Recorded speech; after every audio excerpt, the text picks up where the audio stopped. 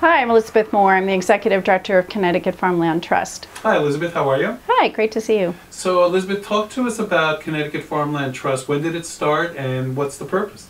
We were created in 2002 by an interested group of citizens and farmers who were very concerned about the pace of farmland loss in our state. At the time, we were losing the greatest percentage of farmland of any state in the country, which is a sort of a devastating honor. And there's a lot of small farms in the state. Are those the ones we typically save?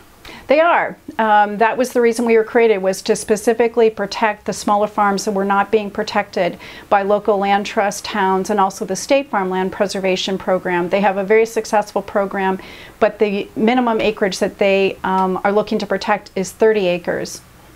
So Connecticut Farmland Trust, they protect family farms? We do. We protect all family farms. We have very few, if any, factory farms in Connecticut, and so all of the farms that we are protecting are family farms, and many of them have been in families for multiple generations. I've actually been working with some families who have had properties in their family for over 7 generations. So tell me about the first farm that we preserved at the Connecticut Farmland Trust. Sure, it's probably my sentimental favorite. It was a property that was protected by Elsie Scalia, who she and her husband had farmed the property for a number of years. It was actually cleared by Elsie's father-in-law back in the early 1900s. Spectacular orchard in South Glastonbury. That area is going through tremendous development because of its proximity to Hartford. And that area is well known for its orchards, and Elsie was very concerned about the future of the property. She doesn't have children, and she was very, very concerned that the property would be developed in the future. So she was interested in protecting it. There were not any entities that were interested in protecting a small property. It was only 16 acres, and she approached Connecticut Farmland Trust, and it was our first property that we protected. And what's wonderful about it is that it will be permanently protected and was purchased. Once she protected it, she sold it to a gentleman, and it's now being farmed as part of Belltown Orchards, which is in South Glastonbury, which is a very successful orchard operation, which probably many people know. Is that an easement? How does that work? Sure. It's basically a conservation easement and development rights are pretty much interchangeable. And what it is it's a permanent restriction on the land that keeps the property from being developed in ways that are not consistent with agriculture. All types of agriculture are allowed. Absolutely all types of agriculture are allowed. Agricultural structures are also allowed. Absolutely no industrial development is allowed. Commercial agriculture is allowed, but no other commercial uses are allowed, and only limited residential uses that are negotiated in advance. And it's something that we refer to as flowing with the land. The restriction flows with the land. And so when the property is willed, sold, given to the next landowner, the landowner must follow the restrictions that were laid out in the conservation easement.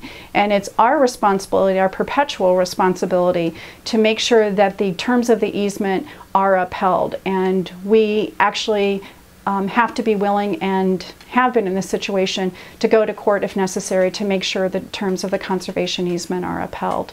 There are many benefits for a landowner of protecting their property. One of the big ones is the ability of a farmer, when they protect their property, to have an infusion of cash, to be able to expand their operation, to pay for medical expenses possibly, to send a child to college.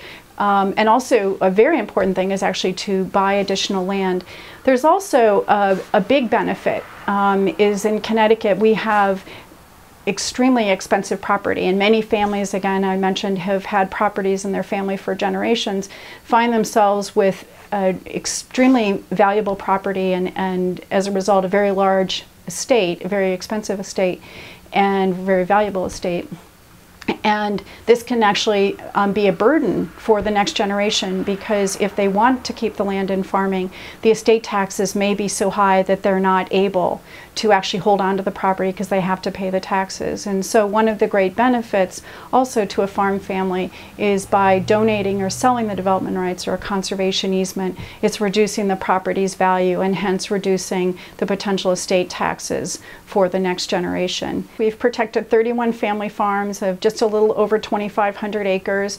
They're across the state, all different types of operations. We've protected a fair amount of dairy support land, which is land that is used by dairy farmers for both grazing as well as for crop production. It's very, very critical to supporting dairy in Connecticut. We've also protected orchard land, as Elsie Scalia's that I already mentioned.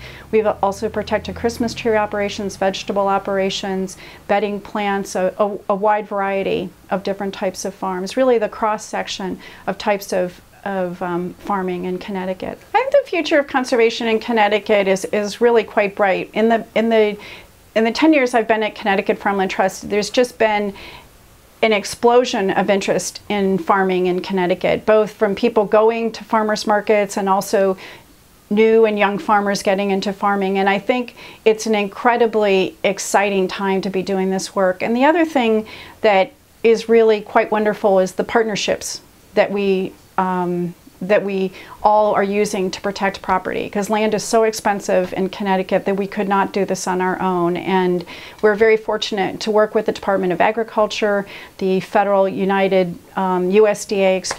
Natural Resources Conservation Service, and local land trusts and towns.